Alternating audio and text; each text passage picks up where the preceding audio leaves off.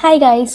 So నేనైతే vote meal అయితే prepare చేసుకుంటున్నాను రేపు మార్నింగ్ బ్రేక్ఫాస్ట్కి. నేనైతే 40 గ్రామ్స్ అయితే ఓట్స్ తీసుకుంటున్నాను.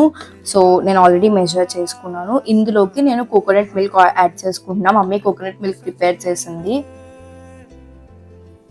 సో ఇది కూడా నేను ఎక్కువ యాడ్ చేయను. సో మిగిలింది అయితే వాటర్ యాడ్ చేస్తా.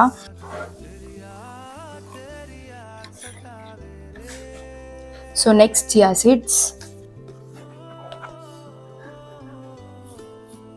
దీంతో 2 స్పూన్స్ వేస్తా. నెక్స్ట్ సన్ఫ్లవర్ సీడ్స్ ఇంకా పంకిన్ సీడ్స్ అవి వేస్తాను.